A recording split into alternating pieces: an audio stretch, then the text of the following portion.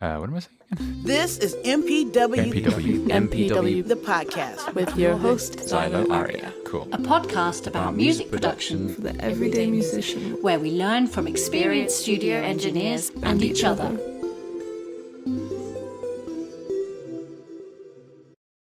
Hello, everyone, and welcome to this episode of the MPW podcast. I'm your host, Xylo Aria, and today we are so lucky to be chatting to the amazing Lizzy McAvoy. So Lizzy is a singer, songwriter, and music producer from Nashville. She has had a 13-year career in the music industry and lots more to go, I'm sure, as well as a gold certified and a silver certified song in the UK and a CCMA nominated album and a song in a major film. So really great to have you with us today, Lizzy. How are you? I'm great. I'm so excited to be here. So excited to have you here. So yeah, we've both been having some weird tech things going on today, but aside from that, it's been a good week for you. Yeah, it's been great. I mean, I've had a couple fights with my computer. It got the best of me, but other than that, I've made some great music this week, so I can't complain. Oh, good stuff. Yeah, we all have those days, as we were discussing before, but our technology sometimes lets us down, but mostly it helps us out, I think. Yes. Oh, no, most definitely. Most definitely. Yeah, for sure. So today we are talking about a topic that I am really fascinated in getting your take on, which is finding creativity in a rut, because I think so many of us find ourselves in that position. And when you get there, you're just like, I'm done. I don't know what to do. Yep. So from someone that's had to write a lot of songs, over quite a number of years, I'm really excited to hear what tricks do you have in your bag. But before we get to that, Lizzy, I'd love to hear a bit more about how you got to where you are today and how did the kind of your journey in music evolve for you? Well, I'll try not to take up the whole podcast just talking about my journey because it's been amazing. I really, to be honest, when you say 13 years, that's just kind of shocking to me. I feel like I just started yesterday. But I feel like a lot of creatives, early age, I fell in love with music. I was doing musical theater when I was 4 years old. I just fell in love with the stage and singing. But I didn't write my first song until I was 11. But it really started to click when my parents bought me my first guitar. And then I sort of had an instrument to get the songs out. And then we made our first trip to Nashville. And there was something about the city. There was something about being able to actually be a songwriter as a living and a career that was so attractive to me. And when I was 16, I graduated high school early, and my family and I packed our bags, and we moved from my home state of Ohio down to Nashville. It was just kind of a whirlwind experience from that point on, 3 months after I met my first publishing company. And that publishing company was incredible. It was like the best place to grow up as not only just a human, but then also as a songwriter and as an artist and as a musician. It was just this cultivating atmosphere. It was a very boutique company. They were most known for managing Garth Brooks and then later on a band called the band Perry. And so just being a part of that vibe and that atmosphere was incredible. And then I spent 6 years there. And that really helped me build a lot of the fundamentals and the craft of songwriting. And then I wanted to be a better writer. I actually wanted to be a great songwriter. I felt like I was good. I wanted to be great. And I had always been the artist in the room. So I wanted to learn what it was like to be the songwriter in the room and to be writing for the artist. So that's how I ended up at Universal. And I spent 4 years there. And I was actually a staff writer for 4 years. And that was, in the moment, I just thought, oh, this is the progression of things. Like, this is where I'm going. And then when I really sat back, I just couldn't believe that I was there. I could have pinched myself. But I went from this boutique company of it being 6 songwriters to going to basically a corporate company of 30 writers in our office. And it was a worldwide publishing company. So again, whirlwind experience, wrote 400 songs in 4 years. But thankfully accumulated close to 30 cuts in that, that really small span of time. So it was just go, go, go, go, go. After those 4 years, I decided to go independent because I got into production and I wanted to kind of spread my producer wings. I had gotten that fill of songwriting and I felt like I had achieved a lot of my songwriting goals. And so I've been independent for the past almost 4 years, just doing kind of TV and film music, writing for artist projects, whether in like country or pop, and then producing more now. So, but finding creativity in a rut is a very common topic because I found a lot of hacks for it because I was in a rut like a lot. So I found some crazy workarounds, that's for sure.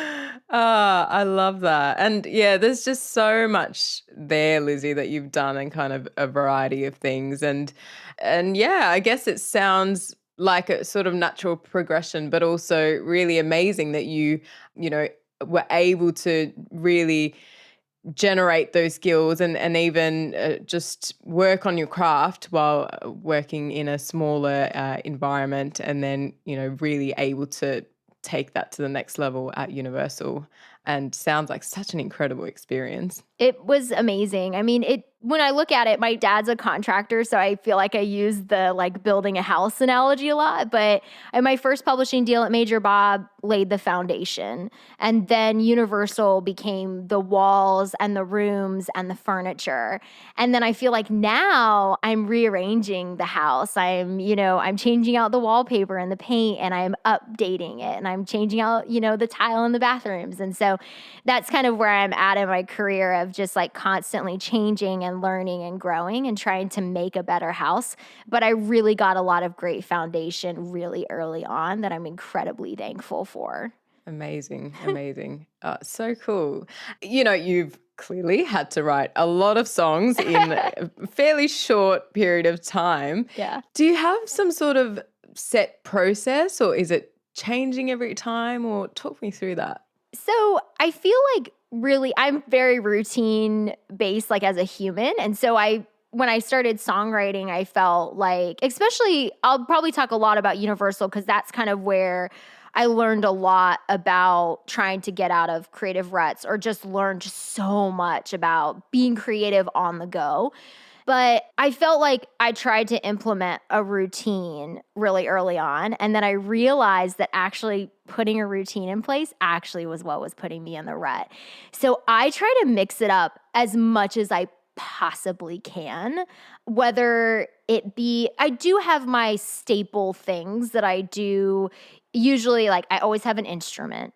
Now the instrument, I change that up all the time. And that could be just like which guitar I pick up. It could be my first guitar.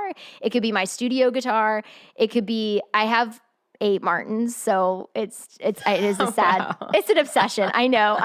I should probably like go to a group or something and talk about it. But I like have so many, and but they're all different sounding and they're inspirational. I have a ukulele, I have an Irish bouzouki, I have pianos, like keyboards versus live piano. So I'm always mixing that portion of it up.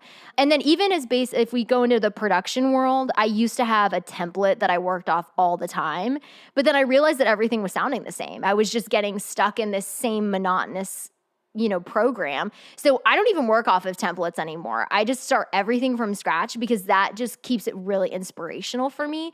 So again, yes, I do have things that I do, like, coffee. Like I always drink coffee and water, and I always have like snacks nearby because apparently when I'm mentally thinking, it's like running on the treadmill and I'm just snacking while I'm working. Even when I go back to co-writers, I always try to mix up who I wrote with, because I feel like that even got me into like sort of that monotonous, vanilla program of, doing the same thing over and over again. So I wish I had a better thing of saying like, hey, yeah, this is exactly what I do. But I'm a big believer in mixing it up. No, I think that's really useful actually, because I think, and I guess this can be a really personal thing for different people, but Totally. sometimes, you hear people, they kind of do the same or have the same routine all the time. And then sometimes you can feel really intimidated by that and be like, oh, I actually don't. And like, should I? And is that the best way? But, it's cool to hear that you keep changing it up and how your creative is actually maybe not having that routine. So no, it's good to hear that. No, I just I always encourage people be brave. Don't be afraid to go to the park one day, take your guitar. You know what I mean? I'm a big believer too. This is definitely, I'll just jump into this topic because this is one of my topics. But I'm a big believer in get back to the basics. There's something about, that was a big thing for me that I had to work through, is that songwriting turned into a job, and it got to this point where it lost a lot of that just youthful creative energy of, why did I start songwriting in the first place? Why did I want to be creative? Why did I love doing this? And trying to get back to that. So I started figuring out, my dad always had this great analogy about when you played baseball, about how when you kind of got out of your swing, he would always say, just get the tee out and do t-ball again and go all the way back to the beginning and learn how to swing again. And I'm a big believer in that. Go back to the records that when you were young, that you were driving around in your car or you were sitting in your bedroom and they changed your life. It was the moment when you heard those lyrics and they actually made an impact on you. You realized that you were hearing those lyrics for the first time. Get back to that and get back to your first instruments, the first room you wrote in, the first notebook that you wrote on. If you have those things, that was a huge game changer for me, of getting back to being just inspired all the time, and that really fun, free creativity. I love that. That's so beautiful. And your dad seems like a great person, so that's great. Oh yeah, I'm probably going to reference him multiple times, but yeah, he's always got he comes in great with the metaphors and the analogies really well. Yeah. No, I love it. And I was going to ask you actually, are there certain instruments or gear that you have? But, you've mentioned that you like to change up with the instruments. Yeah. And sometimes I think as you accumulate more gear, you sometimes feel like you need to use all that gear. And totally. Maybe, like you said, rather than doing that, you need to kind of go back to the basics sometimes. I went to a really amazing panel, and Linda Perry actually mentioned this. And it was one of these moments where I was sitting in the audience and everything just really clicked. And they were talking to her about being a songwriter, being an artist, and being a producer. And she likes to be 100% of all of those things. But coming into a room and trying to be 100% of all those things at one time, it just doesn't, you end up splitting yourself either into two parts, 50%, songwriter and 50% producer. Or that day you could be 33% of everything. And she was saying that, come in and be who you are in that moment. So that was also a really mind-blowing experience for me, because I would come into the room and I would try to be not only the producer and the songwriter at the same day. And it was splitting my creativity, because both things are massive creativity energy in your mind, and you want to give 100% of each. So that's where I would kind of step away and say, hey, if I am the track person that day, cool, I'm going to be the track person that day, and I might jump in and give some lyrical stuff. But if I really want to come in and be the songwriter that day, I don't even touch my rig. I don't touch that. I don't touch it until later. If I want to get some inspiration out of it, a cool synth, a loop, I want to build something really quick, awesome. But for the most part, I'll do that for inspiration purposes, and then I'll be a producer later on, because I want to write the best song that day. That's really useful, because I think a lot of people find themselves, trying to split their time, especially now in the era of DIY everything, where you have all the, home studio rig and all that kind of stuff. So you are doing all of those things, but I guess you don't have to do all of those things all at once. So that's good to know. Yeah. And I did it for years. And I felt like the music, my best songs were always written when I was just a songwriter that day. And my best production was always done when I would go and I would be a producer that day. So I listen back and I definitely hear where I was very much splitting myself. Yeah, no, really, really useful. Thank you for that.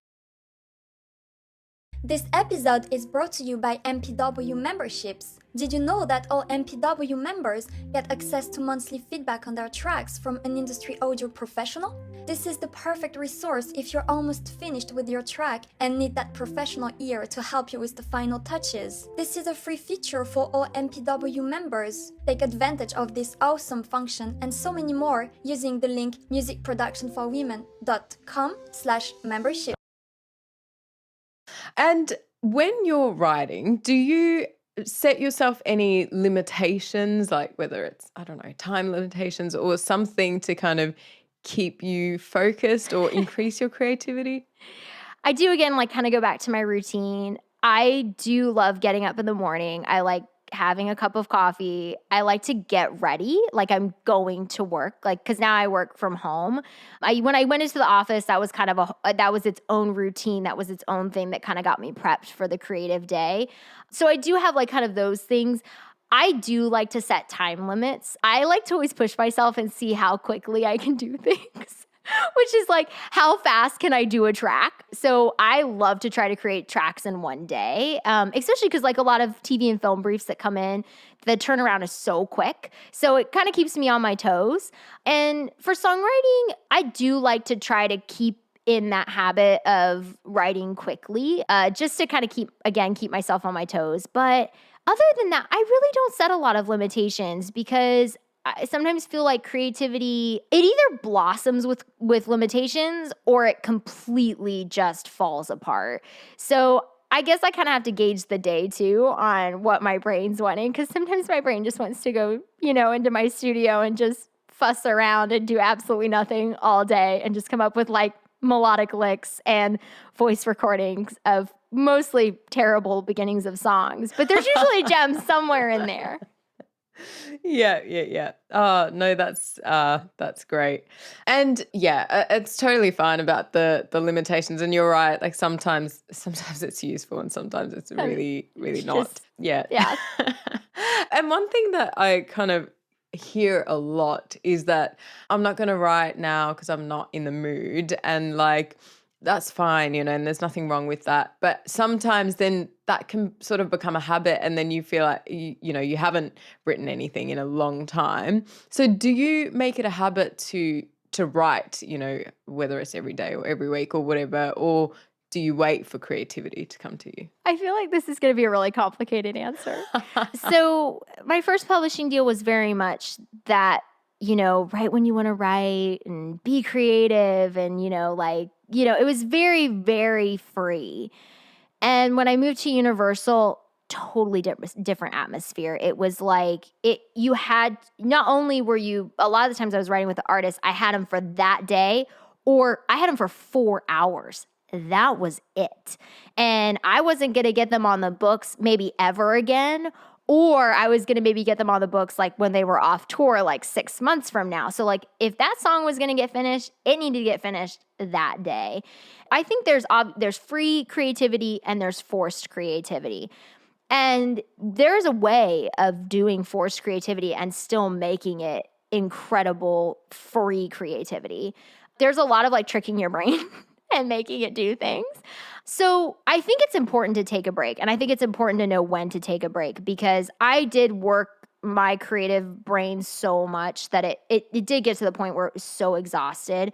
And I would go into writes and I felt just like Xylo. Like I had absolutely nothing to bring to the table. But I started to realize that creativity comes in so many different forms. And it's not just being a songwriter that day. You can be so many things in the room, and you can be so many things for yourself in that day. So I almost say don't take a break from creativity. Find ways of being creative, but not in the sense that you think that you need to be creative. You don't have to write a full song that day. You could just come up with cool chords, learn new chords, just play around with lyrics. I used to open the dictionary a lot or get on Pinterest and read quotes and find really cool phrases or words and try to write a song about that. The song could be garbage, but I also one day wrote a song about my cat that literally is one of my favorite songs that I've ever written. And it was an exercise. And I still love it. Like I love that song. And so finding ways of just challenging yourself is pick up a different instrument, get on, if you're working on a dog, get on, play around with synths, you know what I mean? Like maybe splurge and buy a new synth package that you have been wanting and just noodle all day. That's still charging the creative juices. And I will say I've been there where I haven't been creative at all because I thought, oh, I need a break. And I just get sad because I'm not being creative at all. And there's just this thing in my heart that just needs to be creatively going all the time. And so I almost say, don't take a break. Find a way of being creative, even if it's just very, very small doses. That's lovely, actually. I think that's really helps to take the pressure out of the situation. Because I think, I think a lot of people find themselves in this situation, when you sit down to be creative and then your mind just says, this has to be the next single, and then that just puts so much pressure on it and then kills it a little bit. And you never know. And I think we've all been there where we're just goofing off and some of our greatest ideas come from that. Like Definitely. Just being silly and fun and free and just allowing ourselves, because it's in us, all that creativity, all that greatness, it's all in us, it's living in us, and we just need to not get in the way. That's, like our minds and ourselves, we're the roadblocks. It's in us. We need to just move the roadblocks and let ourselves be the great creative people that we are. Oh my God, that's I love that so much. It's so, so true. It's funny, we were talking about this on another kind of live thing on YouTube the other day on creativity, and we were just saying, when you're young, you seem to do this better because you don't have that massive overthinking part of you that just kills everything and is the roadblock. So it's just kind of sometimes going back to that stage where you were kind of a bit more, carefree and didn't overthink everything. So yeah, really cool. And actually one thing that I'm really curious about, because you can create in your own space and that's fine, but I wonder what it looks like in creating in an office environment like, Universal. Yeah. What's that like? Like, is it like a conference room and you're just like writing away? No, I mean, the great thing about Nashville is its music city. So everything is all about making the best and most creative environment. That's not to say that I haven't written in some weird writing rooms. There was one that I wrote at, oh my gosh, this was years ago. I was probably 19 or so. And it was a writing room inside of a writing room. I kid you not. It was like we were writing in a closet of this other room. So when you had to get up and you wanted to use the restroom or you wanted to get a snack, you had to walk through the other people's and their writing room to even get out to the main hallway. And it was the strangest experience of my life. And the walls were all white. And I was literally on top of the writer and he had a keyboard and I was like, it was a closet. I'm convinced. There was a window, thank God, but I'm 99% sure it was a closet. So that's really one of my only poor writing room fiascos. But for the most part, all the companies, and then that's the thing, I would write around at other companies too, in their offices. But Music Row's this beautiful place it's changed a little bit, but it was 2 streets. And all these really beautiful craftsman style homes, 1920s, 1930s style homes. And so you literally walked into what felt like a house. And then all the bedrooms were converted into writing rooms. So it was sofas and chairs and lamps. And so it did have this very homey vibe to it. And even the newer publishing companies, they invest a ton of energy and time into the writing spaces. You can go and they've got ping pong tables and they've got vending machines and they've got snacks galore and gourmet coffee machines because they want people to come in and have a really pleasant experience and be in a safe space. So it wasn't like writing in a conference room, except for that weird closet experience. But other than that, it was really great. There was actually one room that I absolutely loved at Universal, and it was the Mel Tillis room. He was a phenomenal songwriter. And I love the room because there was a big L-shaped couch. It was so comfy. There was an old original fireplace with mosaic tile on it. It was corner windows, just windows everywhere. Lots of light came in. But there was a quote on the wall that said, "Your first thought is your best thought," Mel Tillis. And I loved looking at that quote every day because it was such a reminder to me that going back to the roadblocks, that natural instinct that we have for writing music and being creative, we can't ignore that. We can always get in the way with, well, it's supposed to be this, it's supposed to rhyme with this, it's supposed to have this many syllables. And sometimes that first natural instinct, that first thought is your best thought. And so that was my favorite room to write in. Oh, these rooms sound beautiful, actually. Oh, they were stunning. They were absolutely stunning. Wow. Oh, that's lovely. That's lovely. I'm really curious to know, like, if you're writing something for a personal project, like your own EP or album or whatever it is that a really different process to when you have a brief to write to? And is there one that you find eeasier? Writing for myself is never easy. Yeah. How agreed. many roadblocks can I put in the way of myself? No, totally different experience. Absolutely. Because I feel like for me, I'm still trying to figure out what I want, like from my own music and what I want to say. And I feel like I'm always trying to be the bravest portion of myself and the most vulnerable portion of myself. So writing for briefs or writing for other artists, which I will also put in the writing for briefs category, so much easier because I can just especially writing with artists, I can really dig in, get conversation going. I can get so much information, find out what they want to say, maybe try to help them say what they want to say. It becomes very, very analytical for me and very methodical. Briefs, exact same way. I really feel like I know exactly how I'm going into the project and how I'm going to accomplish. I can typically see the song from start to finish as well as the production. For myself, total crapshoot. I have no idea what's going on half the time. Well, these songs are, typically what happens is I write these songs and I'm like, well, nobody else is probably going to sing these. The only person that would be me. And then I'm going to be like, how do I fit this onto an album? I'm going to make that happen. Yeah. No, fair enough. And yeah, it's so true. So true. I think when we're writing for ourselves, it can really be anything. I mean, there's no limitation and like you said, we are the best at getting in our own way. Yeah, but exactly. we can help other people get out of their way. So that can definitely be a challenge to work around. So I will say something that sparked a lot of new creative energy for me was when I started doing TV and film music. And I wasn't Lizzy McAvoy anymore. Like the Lizzy McAvoy singer, songwriter, artist that I think I, portrayed and I put out on records. TV and film, I got to take on these other personalities and kind of basically come under pseudonyms.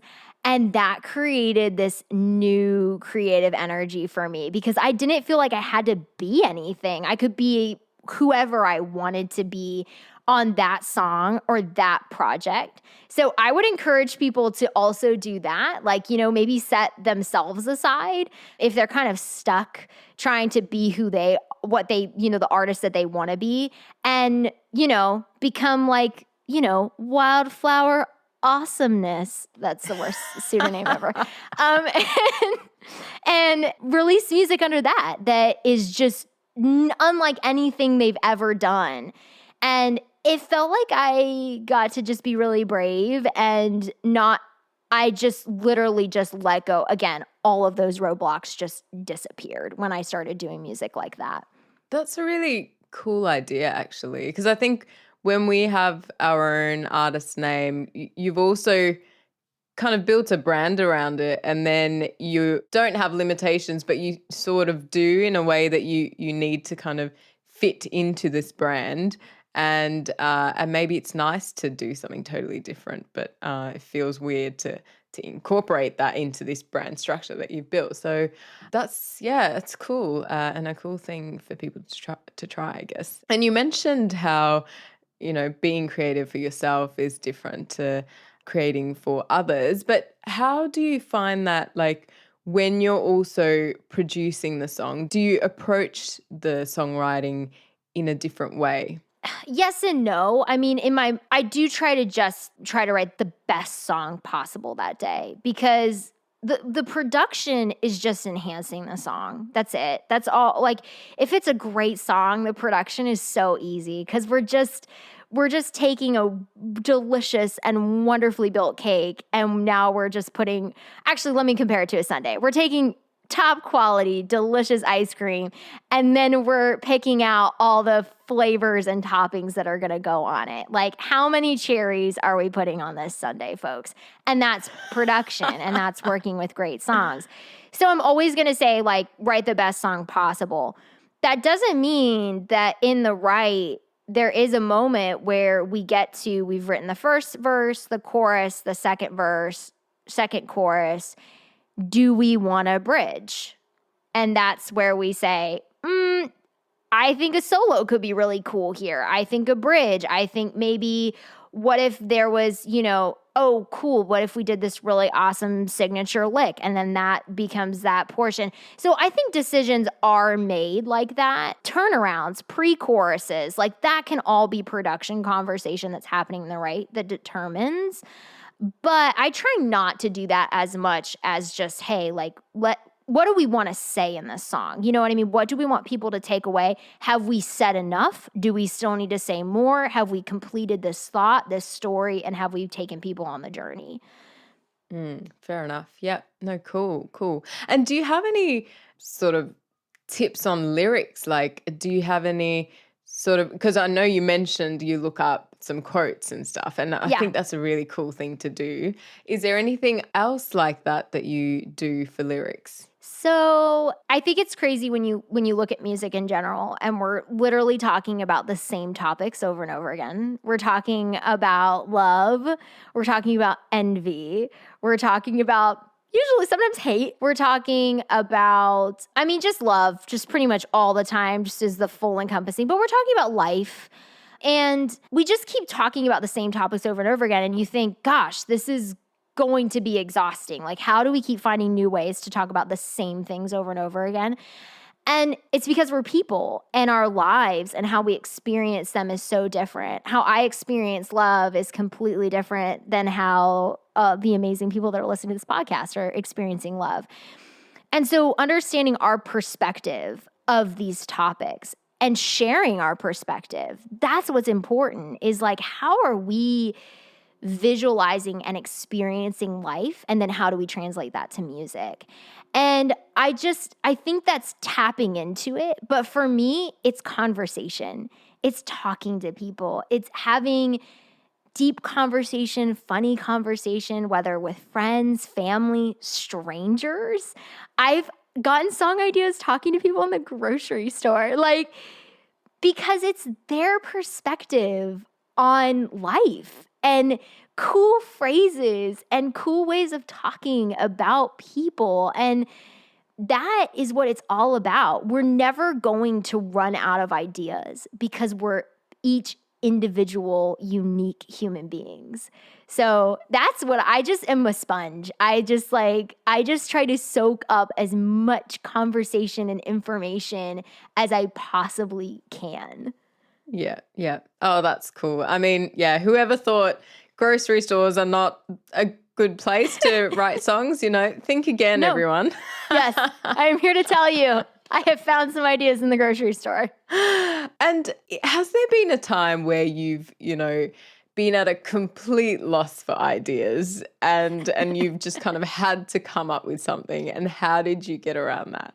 Yes, I have definitely, I'll admit it, I've phoned in some writes before, and it made me feel so icky. Like, I would leave and I would feel so unsatisfied, and I would feel honestly disappointed in myself because I wasn't the best songwriter that day, and I really did just phone it in. And that happens. And I think learning not to beat myself up so much in that process, and understanding that some days I'm just going to have bad writing days.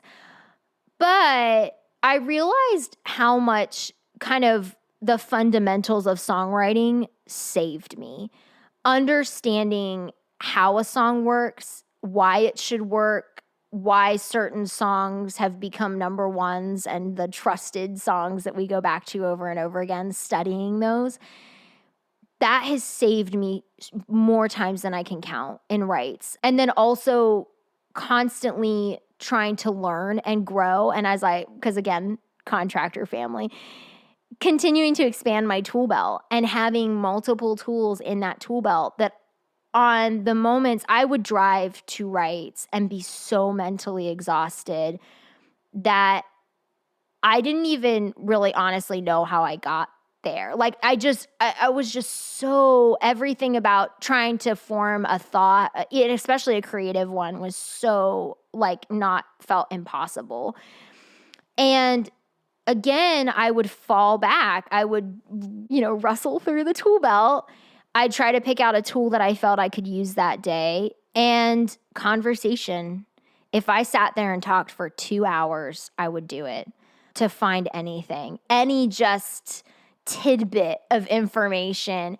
And usually it happened. I would just sit there and I would talk with an artist or another writer. I'd go down, I'd talk to my publishers. I would just mosey around the office until somebody said one thing. And all of a sudden, that was when this little fire just clicked. And it was just enough that, again, I would fall back on the fundamentals of songwriting, everything I was taught. Was it my best song? Probably not, but it was a song. And I think what really I learned was it taught me how to work through absolute creative exhaustion. So you talk about like the sort of tool belt for songwriting. Yeah. How would you recommend that people build that and, really working on those fundamentals of songwriting? And the fundamentals of songwriting is just, I think, studying great songs and then also not being afraid to dissect your own work and rewrite it. There is absolutely no shame or anything wrong with rewriting your work. It could be work that you've already released. I mean, it could be work that you wrote 10 years ago and you shelved. Also, there's great ideas that we all started 10 years ago or 5 years ago that maybe we weren't the songwriter that we are now. And with that idea, we could reapproach it and we could write it better. There's nothing wrong with going back and getting your old material and bringing it to the future. So studying great songs, studying our own work, not being afraid to go in, dig through our work and make it better. I think that was helped me a lot. Finding a mentor, finding a songwriter that you absolutely adore their work or you love what they're doing, don't be afraid to ask them to just send them say, can I send you a couple songs and do you mind giving me some feedback? So helpful. And it's scary sharing our work. It's scary potentially getting negative feedback. And sometimes that feedback is you just don't agree with it. And that's okay. Like, believe in your music. But it's also okay to just have another opinion about your music. Constructive criticism, big builder in the fundamentals of songwriting and understanding songwriting and how it affects people. Because really, if we just were writing music for ourselves, that would be amazing. And we kind of are, but for the most part, we're writing it for other people and hoping people will buy it and love it and follow us. But the tool belt is just forcing ourselves out of our comfort zone and then putting ourselves into situations that are going to challenge us. And when we've tackled that hurdle, that's a tool. And that's everything from not only just creative exhaustion, working through that became a tool. Writing with a co-writer. A lot of people, I came to Nashville with just songs that I wrote by myself. I had not co-written until I came to Nashville. And I got my first deal on songs that I had written all by myself. So co-writing was a huge, new thing for me. Writing with another person. Writing with 2 other people in the room, writing with a band. Let me tell you, trying to navigate 5 different minds in a room, that's going to put multiple tools in your tool belt, folks. You're going to have lots of handy things and little attachments for your tools when you do that. Genres, mix it up. You don't think you can write R&B music? You don't know until you try. country music. I mean, anything, like mix it up, genres. That, like, again, it even goes as basic as instruments. Like, those are things to put in your tool belt that you will be able to, it's experience. It's just absolute, and also years of doing it, that you're going to get in these writing situations where you walk in and you're like, wow, I've never been here before. I have no idea what to do. You turn around, you're going through your tool belt. You're like, oh boy, like, do I even have anything for this? And you're just like trying to put something together. And you're like, I think this is going to work. Maybe this hammer, maybe this screwdriver. I don't really know. And you turn back around and you're just like, okay, well, hopefully this writes a great song today. And it really does save you. I mean, it's crazy. Like, just kind of, again, experience and just not just challenging yourself. Yeah. Not enough can be said about experience, I guess, and kind of learning as you do. Yeah, for sure. Writing, like, and I'm not saying like, oh, I wrote 400 songs as like a boastful thing whatsoever. Honestly, like, if I put those 400 songs up in a Dropbox, like, there's some scary stuff in there. I'm not going to lie. Like, probably about half of it. It's pretty scary. But that again is experience. Like, writing that many songs, like, oh my gosh, like, so many tools in the tool belt. Like, not enough can be said for just continuing to create, continuing to write, continuing to put yourself out there. And one thing that I want to say before the end, because I definitely don't want to forget this point. I guess this has finding creativity in a rep, but be a great person, and like positivity and fun, and be yourself. There's a lot of times where I came into writes thinking I had to be a certain type of writer or a certain type of person. And I kept more connections and were able to book more writes. Again, going back to maybe that day I wasn't a great writer, but people would call me again and say, hey, I loved you as a person and I want to write with you again because of that. And I felt like I was a crappy writer that day. I was like, why do you want to write with me again? Like, I could not write a song at all. Like, I was actually really bad. And they're like, no, but I had such a great time. It was so fun. And you just made it so easy to be creative and be myself. And so I cannot put enough emphasis on just bring yourself to the table. Everything else is going to fall into place. Oh, that's beautiful. And it's actually such an important point, because I think sometimes you feel like exactly like you said, you need to fit into this mold of this songwriter or something, and then you just totally lose who you are, and then it's not fun for you, and then probably not fun for whoever you're writing with. And that's a really, really important point, and I'm glad you brought that up. So do you have like 3 biggest tips for creativity, Lizzy? I don't think we've touched on a couple of them, but the one that we haven't touched on yet, which was also something that I found a lot of like tips and tricks and creativity like at Universal, but then I left Universal and I didn't have that like hustle and bustle, but I had all this creative energy. And so trying to continue to write songs once a day was like, okay, I don't want to do this anymore. So then I would produce. And then I was like, well, now I'm just producing every day. And then I was getting exhausted by writing and producing every day.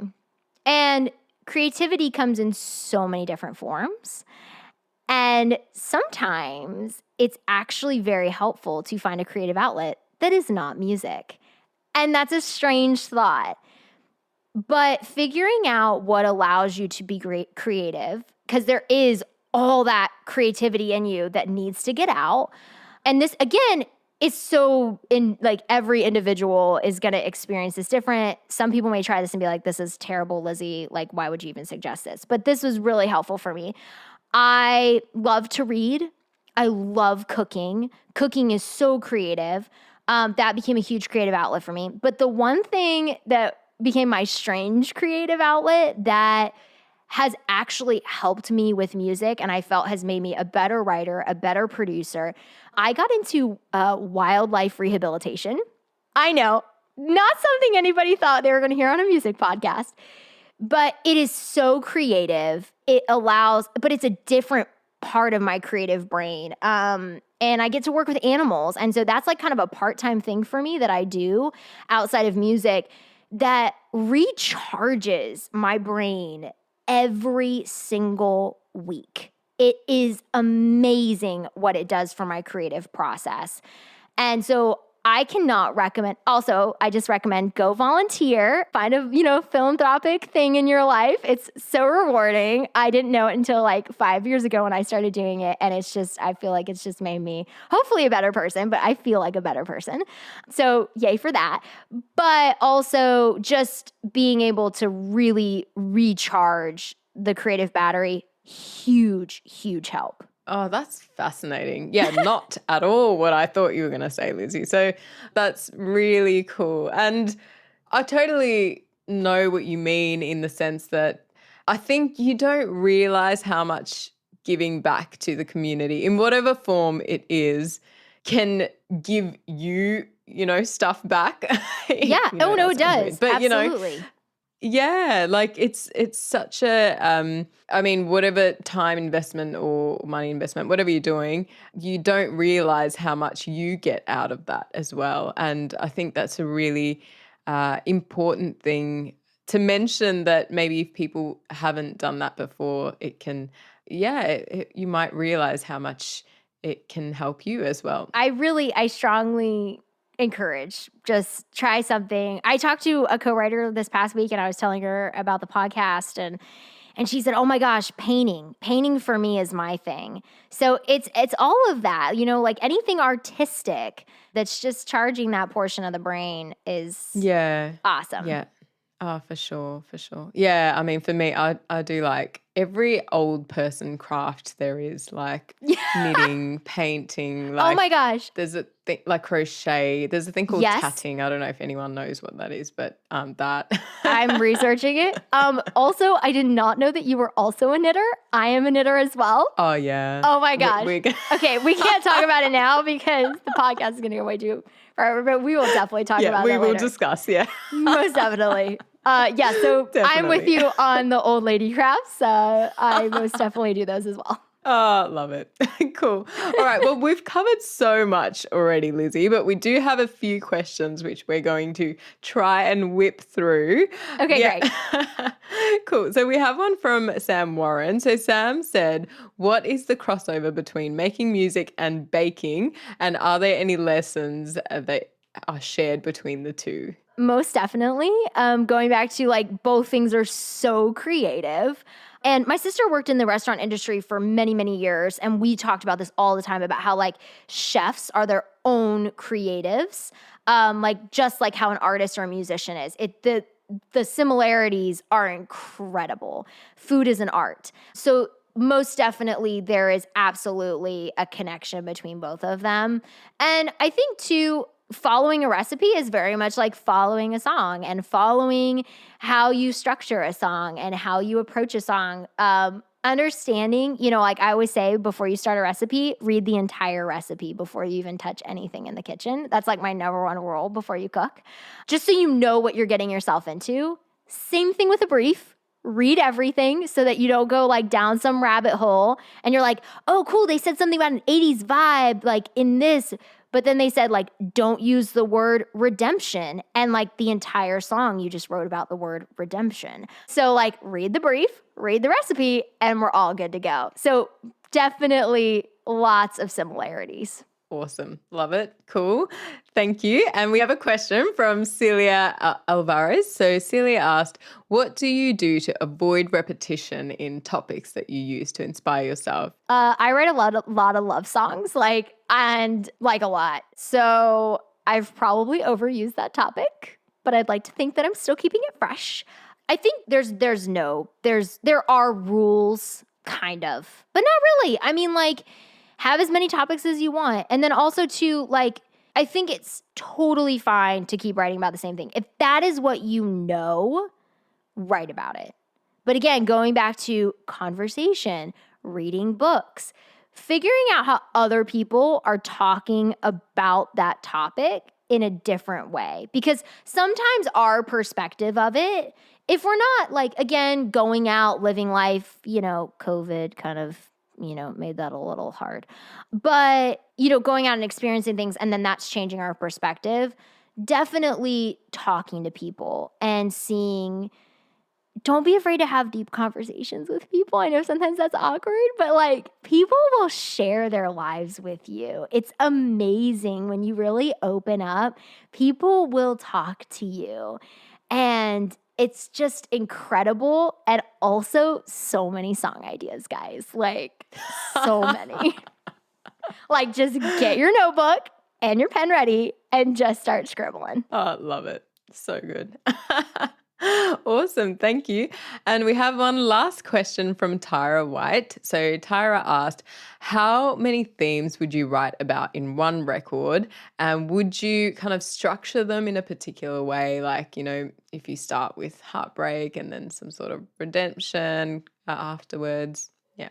Concept records are one of my favorite things. I've never done one before because I don't know if I've never been able to just like sit down and dedicate enough of my time to like be like, I'm going to make a concept record. But I've worked with artists on them and I absolutely think it is so cool and it's so incredible taking people on the journey through your music. I think sitting back and listening to an album as a whole, absolutely, like making sure everything makes sense and it all fits melodically and lyrically together. So I think there could potentially be an area where there could be too many topics or too many themes.